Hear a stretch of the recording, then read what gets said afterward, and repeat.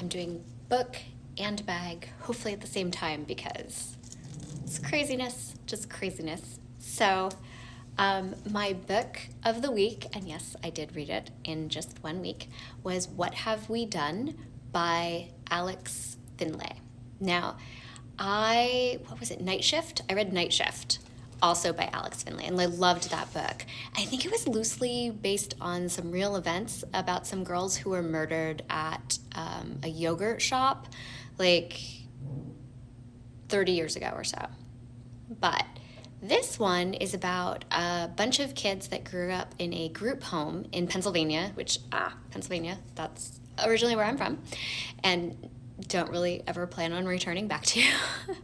And they grew up in this group home, and they did this terrible thing when they were teenagers, and then they all kind of moved away and separated and went their separate ways. And then they're reunited through some tragedy because it appears someone is trying to kill them, possibly in retribution for the terrible thing that they did back when they were teenagers. So they reunite to try to solve the mystery of who is trying to kill them. I read the book in a week. It kept me very entertained.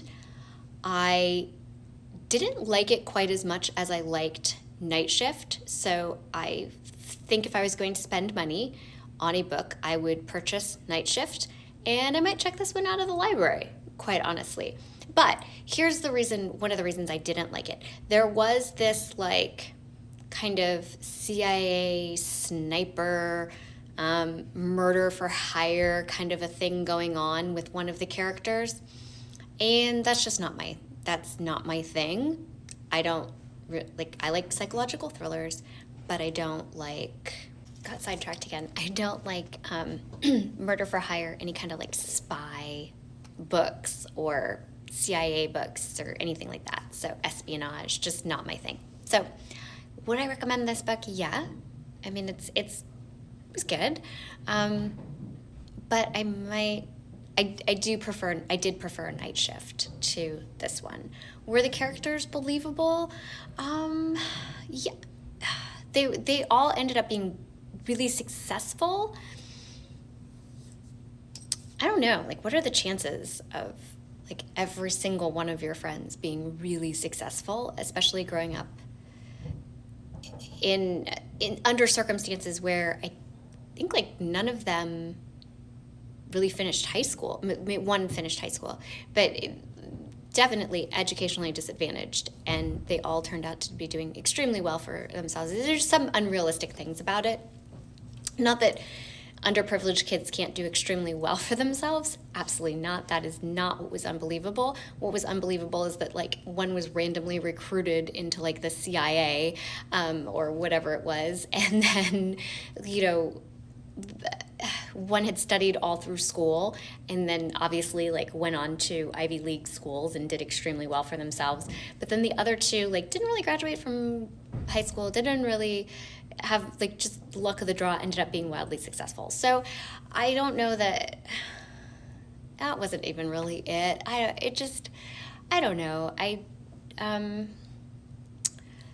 Yeah, I think there were just some things the verisimilitude there of the different jobs and the level of fame that they all kind of recently, they all kind of ended up being famous. I think that was it. Not successful. It's that they all ended up being famous in some way or another that I just found a little difficult to really be yep, all these people would end up famous. Out of my group of friends, I don't think any of us have ended up being famous. What are the chances that the entire group would go in all these different not reunite for 25 years and they all are famous? I didn't know about that.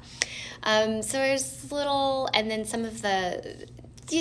anyway, entertaining, but I didn't necessarily find it very realistic. But entertaining. So yeah, I would recommend it. 5 stars, not exactly. I think I would give it 3.5. 3.5 out of 5 stars is what I believe I would give this book. Now, onto the bag, because I'm doing both at the same time. It's just been a week. It's been a week, you guys. You'll see, I have the vlog next. We went to Palm Desert. I was at a conference. We had like some social activities. I had a yearbook deadline. It's crazy week. And, we still are dealing with long-term care and insurance and all of those things. I just can't even. But the bag I'm going to review today is the Mini Antigona from Goyard. I actually was telling my students that I had about my channel and about how I'm going to be working until, I'm 65 just to keep the bag collection. And they're like, what do you do with your bags? You just collect them and put them up somewhere? I'm like, no, I carry my bags. And I pulled this one out and they're like, what is that? And they had no idea. So Goyard is definitely much more of a specialized brand. You're either going to have to buy it secondhand or you're going to have to go to one of the stores. I have heard that they do send things out if you call the store and they realize that there is no Goyard near you. They will sometimes send products to you if you have no Goyard near you. But this is the Mini Antigona, and I did take this to the conference. That was the other reason I wanted to carry this bag today, thinking that I was going to have time to film this video. I took this to the conference, and I will say that it did start to hurt my shoulder just a little bit. We've talked about this, that potentially my shoulders are not meant for a lot of weight. And so I had an iPad mini in here when I went to the conference, and I ended up taking the iPad mini out because I didn't feel that it was necessary to have at the conference. And it did weigh the bag down. But this morning I had a sandwich, a soda. I think that's it. I think I just had a sandwich and a soda in here. It fits a ton. I have my mini pochette.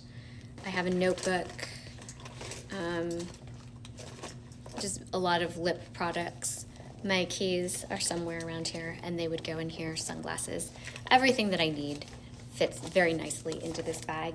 It is handy. You can just easily put on your shoulder. There's no coats that are too puffy that you can't get this on your shoulder. Although I have seen people, and I do sometimes just wear it on the crook of my arm, much like this. It's a great bag. It's a great investment. This is all leather. So the St. Louis tote is much bigger, but it is not leather on the inside. This one is technically reversible. So if I just wanted an orange bag for some reason, I could flip it around and I would just have an orange bag. I've seen these more and more recently, all around town, everywhere. I think they're very lightweight. I feel like this is more durable than a Neverfull. And I was never gonna carry my Neverfull as a daily bag. But this one I would carry as a daily bag. I would carry this around over the summer or something as an everyday bag because it's not too cumbersome. It's not too bad. It doesn't hang. It's close to my body. I really do enjoy this bag. I love this bag. So if I had to do it all over again, if I had to invest and decide would I keep this bag, absolutely I would keep this bag and I would repurchase this bag for sure.